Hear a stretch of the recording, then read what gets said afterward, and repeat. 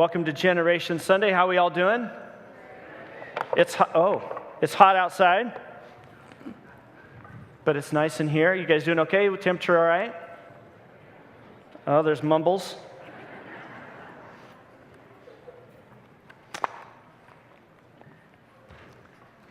Well, I'm honored to bring the message this morning and planning on having some fun today. So, Psalm 145 says this: I extol you, my God, my King, and bless your name forever and ever. Every day I will bless you and praise your name forever and ever. Great is the Lord and greatly to be praised, and his greatness is unsearchable. One generation shall commend your works to another, and shall declare your mighty acts. On the glorious splendor of your majesty and on the wondrous works I will meditate. They shall speak of your might and of your awesome deeds, and I will declare your greatness. They shall pour forth the fame of your abundant goodness and shall sing aloud of your righteousness. You know, celebrations have always been kind of part of our culture. If we've grown up, just as human beings, we celebrate. They've been around forever. We've got all kinds of celebrations and different types of celebrations. We celebrate Christmas and Easter. I mean, those are the big, Christian community celebrations, right? Those are the big days. But we've also got some other ones that are intended to kind of make us remember things, like Memorial Day or Labor Day. We've got all kinds of different ones. Some of them to remember things from the past. Sometimes it's just because we like celebrating. I mean, think about birthdays, anniversaries. We love, each one of us like the idea of celebrating something. In fact, God instituted, in the Israelites, as they began their journey as a nation, God instituted 7 different celebrations that they were to participate in on an annual basis. God loves celebrations. And so he's kind of built this into our DNA that we love to celebrate things. But I've also recognized that how we celebrate something can either minimize or maximize an individual's spiritual growth. That's right. How we celebrate something can actually have a spiritual impact on somebody. Every generation needs to understand how amazing God is and recognize who he is. But I believe one of the main reasons is I've done youth ministry now for over 23 years. I think one of the elements that has probably hurt our students when, we always hear these statistics of how kids, when they've grown up in the church and then they go off to college, they take a break from their faith. I have a feeling part of that has to do with our idea of celebrating. We celebrate some things that maybe have kind of contributed to their lack of understanding what God has done in their life. For instance, we celebrate things they don't accomplish, like birthdays. Now, back in the dark ages, that was a big deal to survive another year. That's when birthdays started. And I know in some of our families as parents, we have these moments where we are glad our child survived another year, or we survived another year with them, right? But we celebrate something they didn't do anything. They just hopefully obeyed enough to make it another year, right? That they followed laws and they followed rules and guidelines. So we celebrate birthdays. And I'm not saying birthdays are a bad thing to celebrate, but think about it for a minute. What did the kid really do they're 1, right? 2, 3, 20. But yet we love to celebrate those things. Here's another thing that maybe has contributed to this idea that maybe the minimizing of celebrating for kids. The whole idea that if you just participate, you get a trophy. I know us older generations are like, yeah, right, preach it. We're all in that. But I was the softball. I was the president of Carmichael Girls Softball, and I watched my girls grow up in that program, and I watched other girls grow up, and I understand the idea of giving them something to help them, encourage them, and build them up. But think about this for a second. What are we teaching our kids when we give them a prize or a present just for barely trying? Think about this. The idea kind of reinforces this thought that as long as you just show up, you should get some type of benefit. That you don't really even have to try it as long as you're just kind of around, right? What do they think? What do you think our kids learn when they get older and God doesn't do what they asked him to do or doesn't show up the way they thought he was going to show up? and he doesn't reward them the way they thought they were going to be rewarded, what do you think happens? God doesn't care. I'm not important. I don't matter. You see, there's some things when we celebrate that sometimes we might be celebrating the wrong way. We tell our kids that if they just believe strong enough, it's possible. Listen, Disney theology does not work. Your kids, if they believe strong enough that they can become a rock, are not going to become a rock.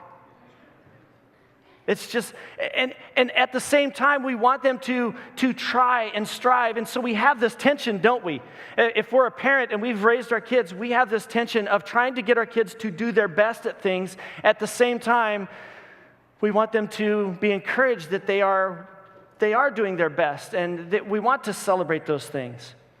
Over the years, I think what has happened is we tend to paint this picture for our kids that if they always do the right thing, which we all know is impossible, if they try really, really hard all the time, which is improbable, and if they're a good little Christian, which is pretty inconceivable, that God will give them a perfect life, a perfect family, and a perfect career. I don't think we realize that we've been doing that, but I think in a lot of ways, our culture has built in the idea of celebration, and it's minimized celebrating what God has done. And it's maximized celebrating them just existing. Reggie Joiner says it this way. I love this quote. He says, God doesn't use perfect pictures, he uses broken people. You see, I think unintentionally sometimes we are producing these perfect pictures, and we don't do it on purpose, but it just kind of happens. There are no perfect pictures in the Bible. Think about this.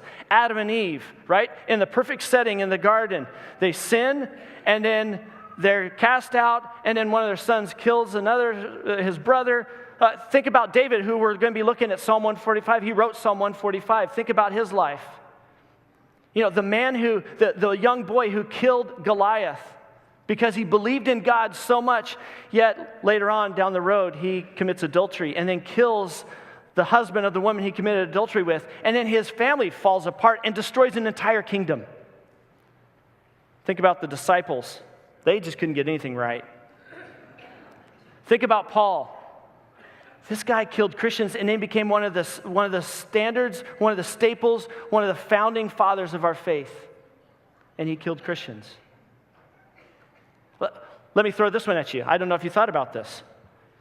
There is one perfect picture in the Bible, Jesus, right? He lived the perfect life. He loved everybody. He followed all the guidelines, all the rules. He never made a mistake. And what happened in his life? He lost all his friends, his family rejected him, and he died on the cross for something he didn't do. There's a reason why Disney doesn't use a whole lot of Bible stories or any Bible stories. There are no happy endings. It's broken pictures. Our lives can be a mess sometimes. We know as adults that sometimes the smiles we see on Sunday don't match the trials that are seen on Monday. And yet there's this part of us that we want to celebrate things. I think the gap between Sunday and Monday is bridged by how we celebrate what God has done. And I believe that that's what David is getting at when he talks to us in Psalm 145, when he writes this poem using every letter of the Hebrew alphabet to try to help people remember the things that God has done. If you guys have your Bibles, turn with me to Psalm 145. I want to walk through the first 7 verses or so of this passage and kind of look at it a little bit deeper, because I think this is what David is trying to get across to us. You got to understand, David, he's nearing the end of his life. And he wants the people of Israel to remember some things. And he's kind of leaving this as his last kind of message that he wants them to recognize. And a lot of the Hebrew people in their faith, they had this memorized, and they would oftentimes rehearse this and say this and quote this and sing this. And so he writes this in a way to try to get across this information. Now remember, at this point, David's life is not what he had hoped. The life that the boy, when he killed Goliath, that life that he dreamed of, that picture, is very different. And now he's getting close to the end of his life, and his kids are fighting. And the nation is starting to push against him. And then he writes this. Follow with me, starting in verse 1. I will extol you, my God and my King, and bless your name forever and ever. Another word, extol, is another word for express or to celebrate or to shout out or to honor. But the phrase that I want us to catch on to is this idea of my God and my King. I mean, as you listen to this, as you read this, you can just sense David's conviction behind what he's saying. I mean, he's not just flippantly saying a phrase here. He is making a public proclamation of who rules his life. My God, when a Hebrew would say something like that, especially a leader would say the word my God, when they recognized God as their God, they were basically in this moment of total submission. That yes, I might be in charge of this group of people, or I might be in a leadership role, but there is somebody who's in charge of me, and it's God. It was almost an enslavement to God. And so when David makes this statement, he's saying, my God, I'm submitting to him. But he doesn't end it there. He focuses on a second part, and king. Remember, David's a king. And in this moment, when he uses this phrase, he's basically saying that he is in total admiration of who God is in his life. That while he is the king, God is even his king. You see, David understood something. David knows that words without conviction would just be another boring poem. If you've ever been to a boring party, it's usually because there's no conviction behind it. A celebration without conviction is just a party with cups of water and a bag of Cheerios. And David understands that, and so as he starts off this passage, he wants us to grasp, he wants the children of Israel to grasp this idea of who God is. Look at this next verse. Let me get into this a second. Have you guys been to graduations? Okay, this is a season of graduations. In every graduation that I've ever been at, there is this group of people, this family, who seems to be celebrating louder and crazier than everybody else. They seem to have more conviction about what is happening on the stage. It is, I'm going to be honest, I just watched my daughter graduate college. I've watched 3 daughters graduate high school. And I've been doing this youth ministry thing for 23 years. Graduations are boring. But I guarantee you, every one of those families that is celebrating louder and crazier than everybody, there's a bigger story behind their celebration. There's conviction.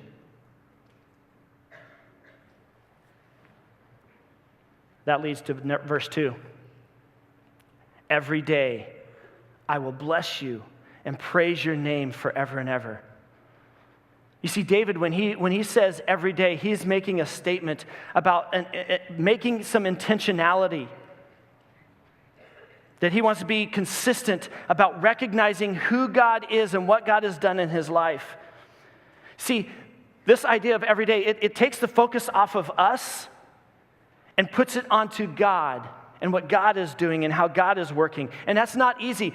We've got to change a rhythm.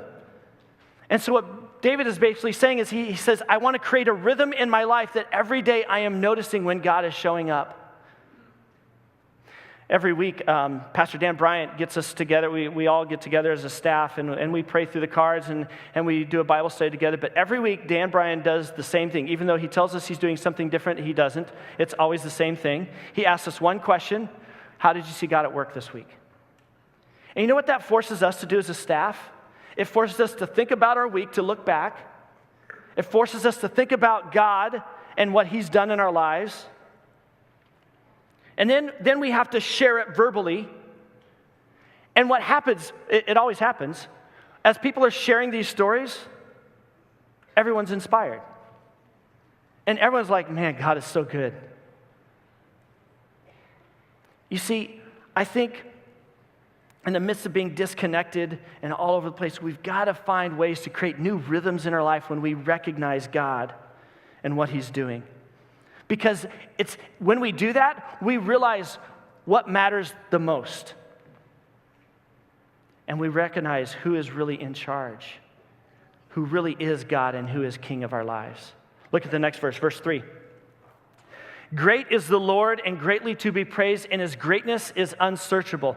Okay, if he was going to write this in modern vernacular, he would have said something along the lines of, if you tried to figure out to find out and search how great God is, you would crash Google. It's unsearchable. Here's what happens. David, in this psalm, he writes the whole psalm using every letter except for one, and there's some controversy about why he left out one of the letters, but every letter in the Hebrew alphabet. And in the Hebrew tradition, in the Hebrew literature, when a writer would use something like that, every letter of their alphabet in a poem or in a writing, they were inferring that they were also assuming all of the words that would fall under each of those letters in the language. And so what David is basically saying is this. He says, basically, his greatness goes beyond all the words that could ever be used, ever. There's some conviction behind that. And I think in these first 3 verses, we see that what David's trying to get us to understand is that a leader's conviction of God's greatness influences a follower's celebration of God's greatness. Think about that for a minute. A leader's conviction of God's greatness influences a follower's celebration of God's greatness. You see, I think David was onto something. And then he shifts gears a little bit, and he shifts it off of himself as a leader, and he goes to another role. Look at this next verse, verse 4. One generation shall commend your works to another, and shall declare your mighty acts. In the message, it says it this way: generation after generation stands in awe of your works. Each one tells stories of your mighty actions. That's so cool. We do Generation Sunday because we want to emphasize the same thing David's emphasizing, that one generation, every generation has this responsibility to point at, to look at, to remember, to voice the greatness of God and what God has done each week. Every moment we can. The word commend there is an interesting word. In our English language, it kind of is translated to the same words that we would use for to praise or to congratulate. But in the Hebrew, the word it kind of has a little bit different of a meaning. It actually would kind of bring about this idea that when somebody would speak, it would cause everyone else to stop and take notice. That every generation would say things and speak in a way that would cause other generations to stop and take notice of the greatness of God. How cool is that? And just so that we can understand what he means, look at the next verse. On the glorious splendor of your majesty and on your wondrous works, I will meditate. It causes him to do something. As those generations talk about it, it forces him to notice the things of how glorious God is and how wondrous God is. Look at the next verse. They shall speak of your might, the might of your awesome deeds, and I will declare your greatness. There's a cause and effect going on here. That what those generations say and point out about God leads David to declare God's greatness also. I don't think we can underestimate the power of the older generations pointing out God's greatness and how that can affect the younger generations. I think that's why VBS is important. I think that's why volunteering in student ministries is important. I think that's why it's important for us to have moments where we spend time together and we talk and celebrate God's greatness as multiple generations, because there's something that happens when other generations speak and grab our attention, and it causes us to notice that God is great as well. This is why we set last year, at this time, we set out these doors out in the lobby. If you walk by the lobby and you walk by Just a Phase Corner, you're going to notice these doors with all these names written on it. Those are names of the kids in our church. And the goal was that every generation would have a part of praying for those kids over the next year. We've been doing that now for a year, and those doors are filled with names of kids that have come through our program, come through here, and then sometimes they've just scribbled, right? But at the same time, those are filled with names of kids that we should be praying for, because we all have the responsibility, every generation has a responsibility to pour into the lives of other generations. I've had some great examples of this in my life. My wife's mom, Mary, if you go to Miami Globe, Arizona, you will not be able to go anywhere into any business without meeting somebody who knows her. You see, she's been in that community for a long time. She was a lunch lady at the school. She helped coach some volleyball. But those kids that grow up in that town and stay in that town and the families that know her, they know about Mary Toner. They know that she loves God. And she holds those kids, even as they get older, to a higher standard where she asks them, how are things going? What's going on in your life? It's an amazing example. I also have two grandparents, my grandparents, Don and Jane Knotts. I don't know that I've ever been to a place, a town, a city, for a period of time where I haven't met somebody that went to the camp that they ran for over 40 years in the middle of nowhere, Nebraska. They've had an impact on generation after generation after generation, and it expands beyond the walls of just a church building or just a city or just a community. So what happens? Look at verse 7. They shall pour forth the fame of your abundant goodness and shall sing aloud of your righteousness. Now, we just spent a few minutes singing aloud of God's righteousness. But I want us to look at this first part of this verse. They shall pour forth the fame of your abundant goodness. Now, I'm going to get a little middle schoolish on you. Hebrew has some middle school moments. That phrase, pour forth, actually in the Hebrew means to belch forth. I'm not going to belch. I could. Thought about it. But think about it for a second. That action, I know we tell people, not to burp really loud and do that kind of stuff. We want it to be, we want manners and stuff. But when something just comes out, it's like almost uncontrollable. What comes out is uncontrollable, the fame of your abundant goodness. Those should be the things coming from us. Not what we don't like or what's offended us, but we should be focusing on God's greatness. You see, here's the thought. Preceding generations' observations can impact succeeding generations' celebrations. I know that's a lot of shuns in there. But ultimately, David wants us to understand that every generation has the opportunity to affect other generations. So David continues through the psalm. We're not going to get into each of these verses. But he continues through the psalm by trying to prompt the listeners to think about the things that God has done, to think about things about who God is. And so he says in verse 8, the Lord is gracious and merciful. He says in verse 9, the Lord is good to all. He says in verse 14, the Lord helps and honors those who need it the most. In verse 17, the Lord knows and does what is best. Verse 18, the Lord is always near. The idea when he talks about that he is always near and that you can worship him in truth, whenever you see that phrase in truth, it's referring to, despite your emotions and your feelings that could lie to you, trust in the truth of God's word and pray through that. Focus on that. Verse 20, the Lord keeps those who follow him secure. So looking at this, what can we learn from this? What can we grab from it?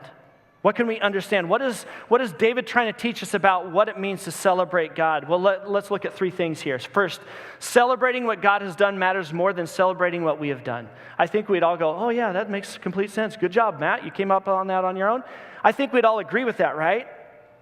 But this is why we need to purposefully celebrate what God has done, that matters more than what a child or a student or an adult has done. We need to celebrate how amazing God has been. And we need to continually keep that in the front of people's minds. And we need to be talking about that and focusing on it. Number 2, celebrations break down barriers and bring people together. Everyone loves a good party with good food and good conversation. You can throw in all the other goods that you want. But here's the thing. Kids have the same need that every single person on earth has. We want to know that we matter. And there's this other part of us that we want to know that God actually does love us and care about us. And that God is worth celebrating. And there's something that happens in a culture, in a group of people, in a community that begins to understand this idea of celebrating what God has done in a proper way. Kids catch on. kids continue to live out their faith. And they wrestle and they struggle, but nobody's worried about the perfect picture. They realize they're part of a bigger story, which leads us to the third thing. Celebrations connect all of us to a bigger story. Celebrations remind us that it's not just about us. If your birthday parties that you throw for your kids are just about them, you might be teaching them something you didn't know you were teaching them. Because really, their birthday is really about what God has done over the last year of their lives and what God has taken them through. And finding ways to celebrate that is important. You see, this helps us see that we're part of a bigger story. And when we notice that we're part of a bigger story, what David basically says is other people will notice that they are part of a bigger story as well. I try to put this phrase together as a bottom line. It's wordy, but I think this is kind of what David is saying. Look at this. When the wonder of what God has done grabs our attention, the celebration of what we have experienced will propel our passion, leaving our relationships with a gospel-connecting impression. I know that's a lot of words. Maybe not super memorable. But look at that for a second. See, this is what David is trying to get across to us. Is that when the wonder of what God has done grabs our attention, the celebration that will follow that, because of what we've experienced, will propel a passion in us that will have an impact on other people, leaving our relationships with a gospel-connecting impression. I think if there's one word that we can think about this morning, it's the word celebrate. We need to celebrate what God has done. One of the best examples of celebration actually comes from the book of Nehemiah.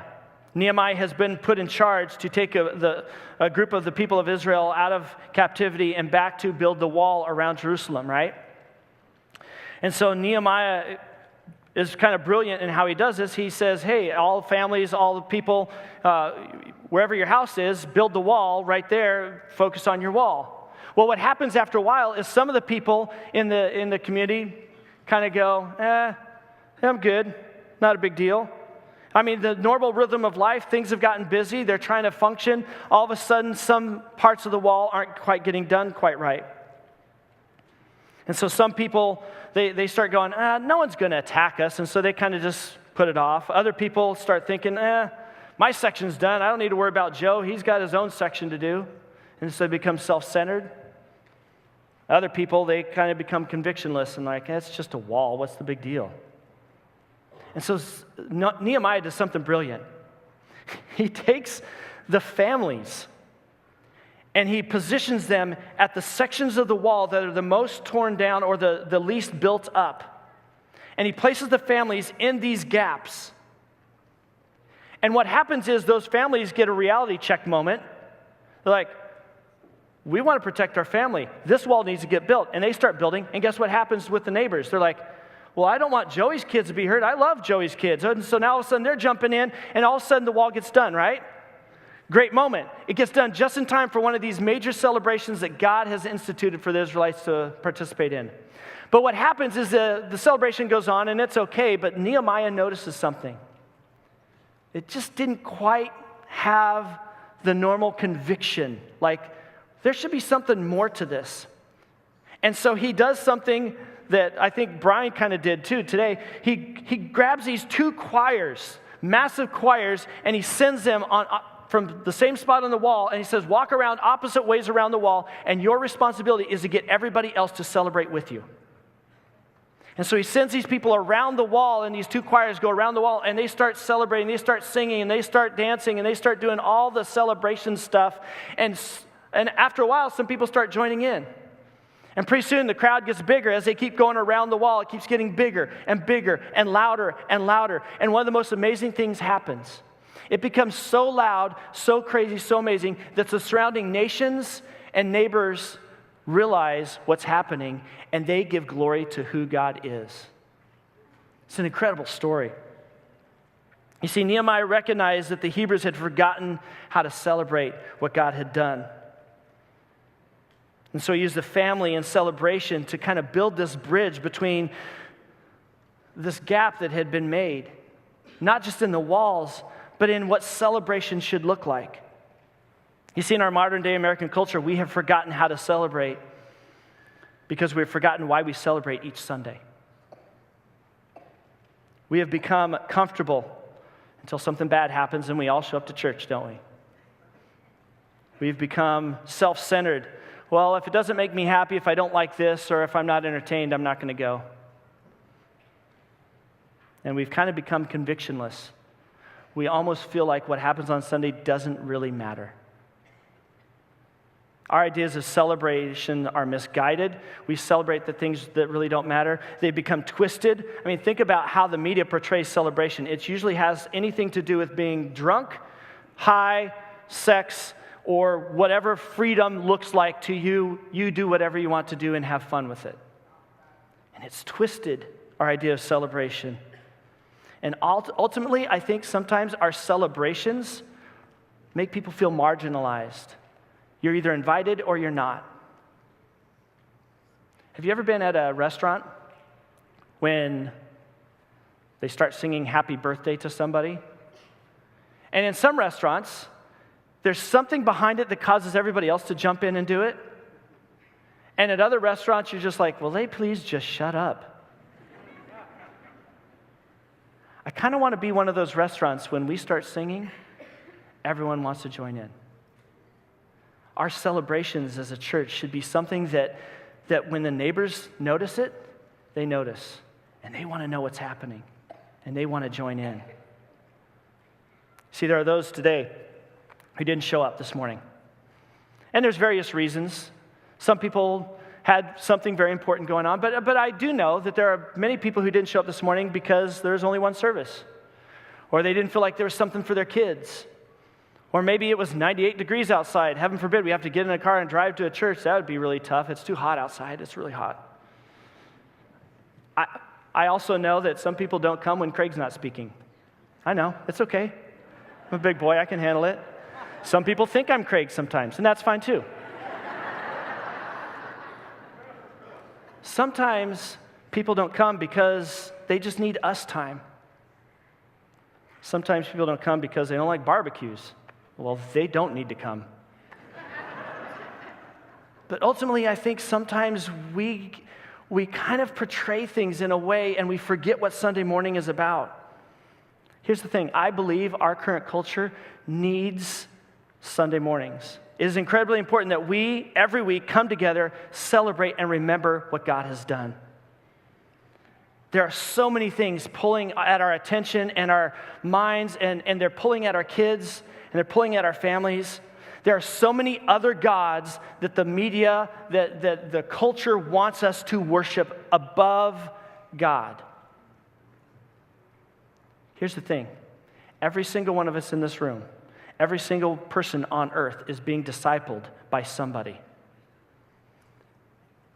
And we don't always have control over what our kids are being discipled by, but there are moments. And there are moments when we can control what we're discipled by. I think Sunday morning is one of those moments where we take a couple hours out of our week to recognize what God has done and celebrate it. You see, if you minimize the importance of church on Sunday mornings, you're going to minimize the work that God does in the life of your kids. There are those of us who struggle with a change in a service, like changing the time. And that throws us all for a loop and we get all out of whack. And I get that. I understand that we like rhythm. But maybe the reason why that bends some people out of shape is simply because they've forgotten what the purpose of celebration is. Those people who missed this morning, they missed something amazing. Watching I'd say probably 4 or 5 generations of people singing together up on stage, that was pretty cool. To be in this room together and to then be able to walk out and eat together and laugh together. I think we've missed it if we're not here participating in it. Here's the thing, and I'm in leadership, so many of us in leadership, we get wrapped up in it too. We forget why we celebrate.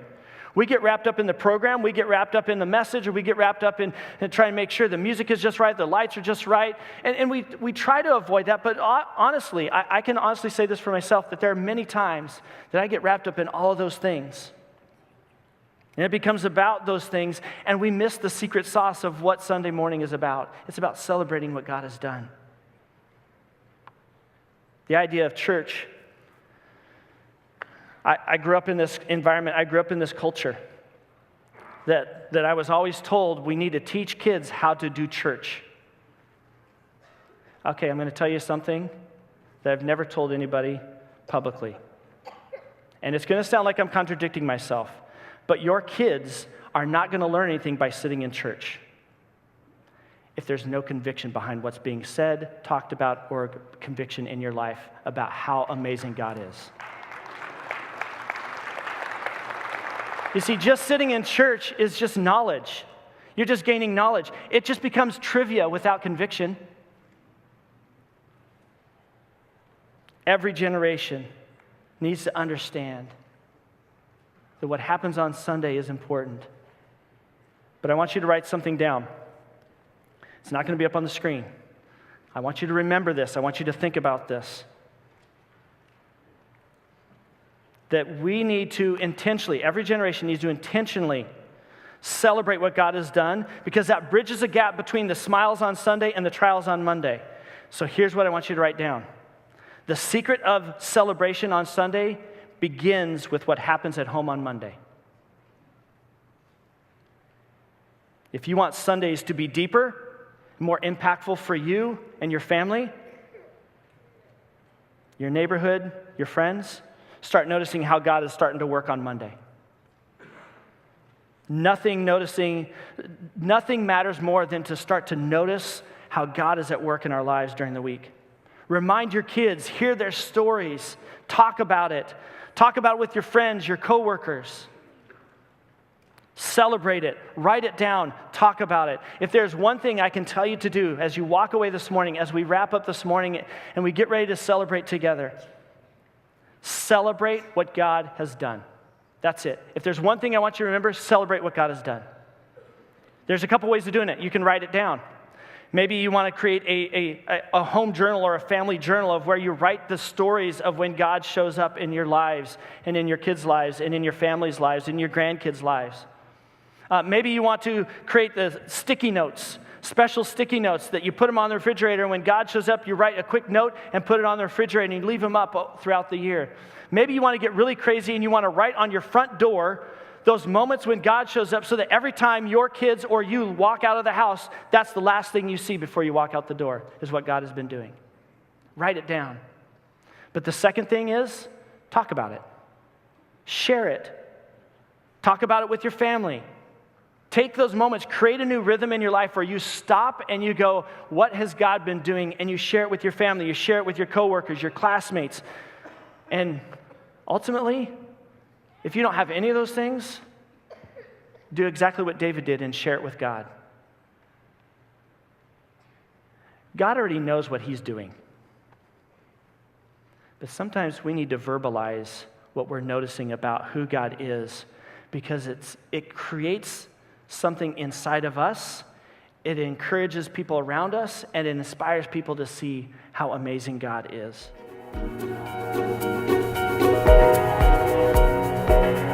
Thanks for listening to the Arcade Church podcast. Visit us at arcadechurchonline.com, Facebook, Twitter, or Instagram.